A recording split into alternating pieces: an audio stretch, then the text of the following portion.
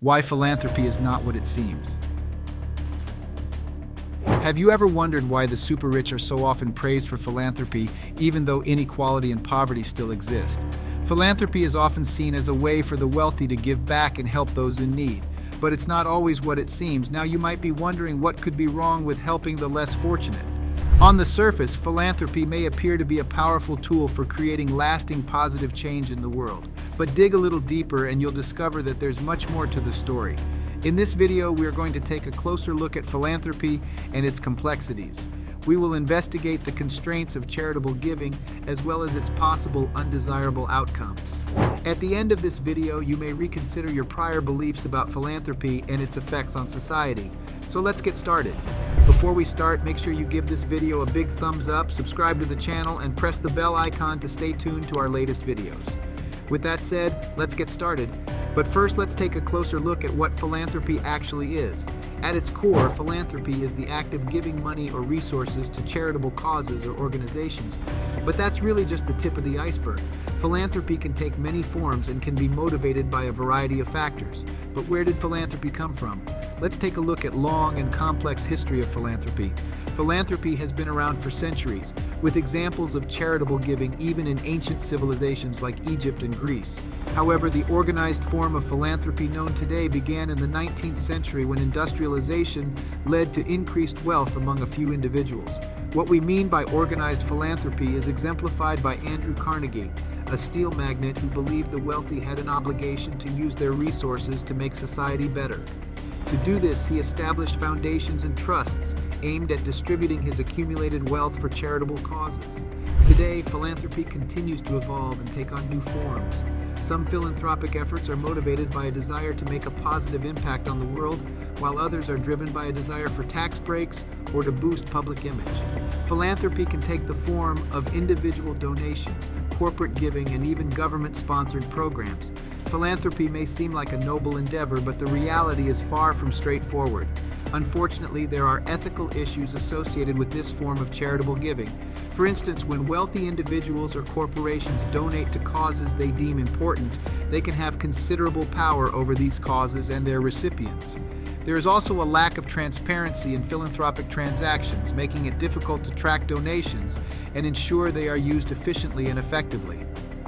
Additionally, philanthropy can sometimes have the unintended consequence of fostering greater inequality in society. By focusing on providing immediate relief rather than tackling the deeper causes of social problems, philanthropy can actually create an uneven playing field where those with the resources to give have an advantage over those who don't. An example of this is the way some wealthy individuals or corporations can use their donations to influence the public sector and shift resources away from those who are most in need. Therefore, it's important that philanthropy be viewed critically and undertaken with a clear understanding of its potential pitfalls. So you can see that philanthropy is not a straightforward concept, but rather a complex and evolving practice that is subject to various influences. Now you might wonder why this is important. The answer lies in the fact that by understanding the complexity of philanthropy, we can start to think more critically when it comes to tackling social issues and striving towards building a more equitable world. Now that you know a bit more about philanthropy, here are some interesting facts about this often misunderstood practice. 1. Philanthropy is largely driven by the wealthy.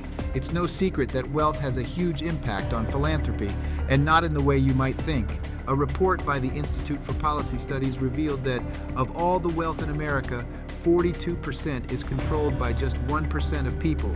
That means that the majority of charitable giving comes from wealthy individuals and corporations, with Giving USA reporting that the top 1% of households accounted for over a third of all donations in 2017. These numbers suggest that philanthropic giving is motivated by those who have the most money, not necessarily those who are best informed about society's needs. This raises questions about whether philanthropy is truly being used to benefit the greater good, or if it's simply a tool for the wealthy to exert control over social and political issues. Indeed, when charitable giving is disproportionately driven by those with the most wealth, there is a risk that resources may not be allocated to where it's needed most. 2. A tool for preserving wealth for the rich. Did you know that philanthropy can sometimes be a tool for preserving wealth and power rather than promoting social good? This was made evident by a 2019 study which showed that the U.S. billionaires' charitable giving significantly increased after the 2017 tax reform bill, meaning they were using philanthropy as an effective way to avoid taxes and maintain their wealth. It's important to remember that although it can have positive outcomes, philanthropy is not always driven only by altruistic motives. In some cases, wealthy individuals may use it to boost their public image or gain social status and prestige, rather than to make a meaningful difference. Others might use it as an opportunity to push their own interests or values, regardless of the opinions of the broader community. When it comes to using philanthropy as a way of preserving wealth and power, it's important to understand that this approach can often result in further fostering existing inequalities. By only focusing on issues that are of interest to donors, instead of the actual needs of the communities they're trying to help, philanthropy can end up reinforcing the same power structures it's meant to combat. This means that instead of positively impacting those in need, philanthropy can actually further oppress them and limit their chances for progress. To address this issue, we need to encourage greater transparency and accountability in philanthropic giving and ensure that it is driven by a genuine commitment to social good. This means engaging with communities and understanding their needs and priorities rather than imposing solutions from the top down. It also means recognizing that philanthropy is not a substitute for government investment in areas such as healthcare and education, and that systemic change requires large-scale investment and policy changes. 3. Philanthropy actually exacerbates social inequalities rather than address them. Now you might be thinking, wait a minute, isn't philanthropy supposed to be a good thing? And yes, in many ways it is. Philanthropy has the potential to make a real difference in people's lives, especially in areas like healthcare, education, and disaster relief. However, research has shown that when philanthropic efforts are driven by the priorities of wealthy donors rather than the needs of the communities they are meant to serve, they can actually perpetuate existing power imbalances and exacerbate social inequalities. For example, imagine a wealthy donor who is passionate about improving access to education.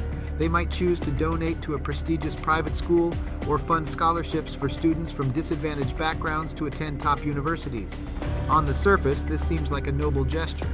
But what about the public schools in low-income areas that are struggling to provide basic resources like textbooks and qualified teachers?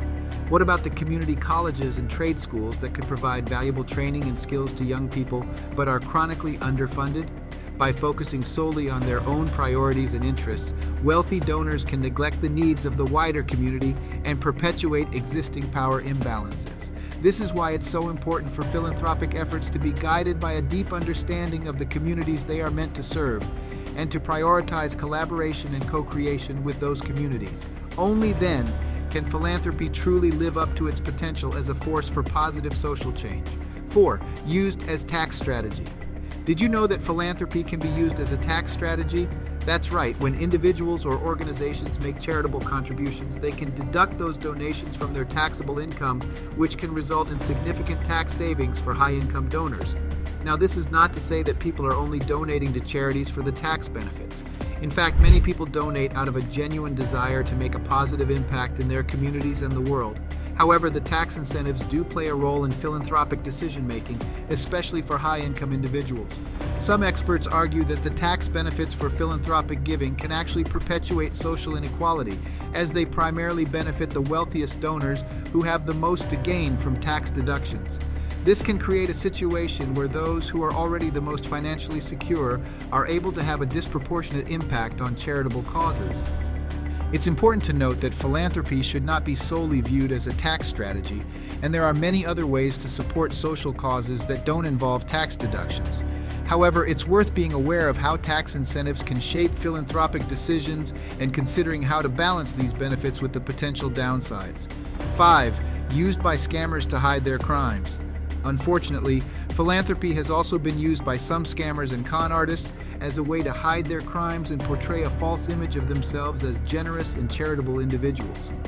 These individuals may use philanthropic organizations as a front for illegal activities or make charitable donations in an attempt to gain public sympathy or avoid suspicion. One example of this is the case of Jeffrey Epstein, a wealthy financier who was accused of sexually abusing dozens of underage girls.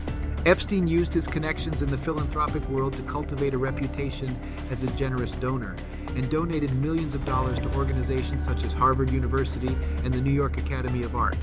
However, it has been alleged that Epstein used his charitable giving as a way to gain access to influential people and cover up his illegal activities. Another example is the case of Elizabeth Holmes, the founder of the blood testing company Theranos.